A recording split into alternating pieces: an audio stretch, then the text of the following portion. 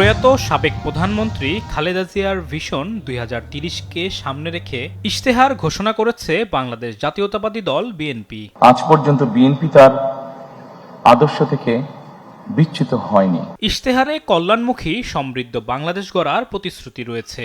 ৯টি বিষয়কে অগ্রাধিকার দিয়ে সাজানো হয়েছে ৫১টি দফা। আমরা বিশ্বাস করি যে ৩১ দফা এবং জুলাই সনদের যেটি আছে সেটিকে অবশ্যই আমরা বাস্তবায়ন করব।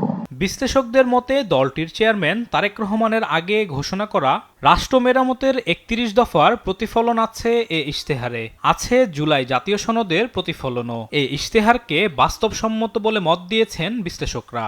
ইশতেহার মোটামুটি বাস্তবসম্মত। ইশতেহারের মধ্যে আমি খুব একটা ভুল ভ্রান্তি এবং এটা বাস্তবায়ন করা যাবেই না এরকম মানে অবাস্তব প্রতিশ্রুতি আছে এরকম মনে করি না। ভালো ভালো কথা তো সবাই বলে, কিন্তু ওনাদের আচরণের সঙ্গে ওনাদের কথাকে মানুষ মিলিয়ে তারপর মানুষ ভোট দেয়। It's a wonderful display of some beautiful points এবং আমরা আমাদের ফিউচারকে যেভাবে দেখতে চাই তার সকল নির্দেশনাই মূলত এখানে আছে। এমন না যে আপনি খুব ভরিয়ে দিয়ে সবার মন জয় করতে পারবেন।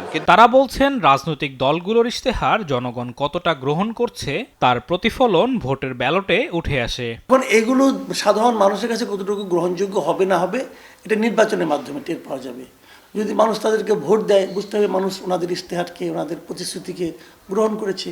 যদি ভোট না দেয় তাহলে বুঝতে হবে এটা পজিটিভ নয়, মানুষ মনে করছে পজিটিভ নয়। এই ইশতেহার বাস্তবায়ন করা গেলে নতুন বাংলাদেশের স্বপ্ন পূরণ করার পথ সুগম হবে বলে মনে করছেন এই বিশ্লেষকরা।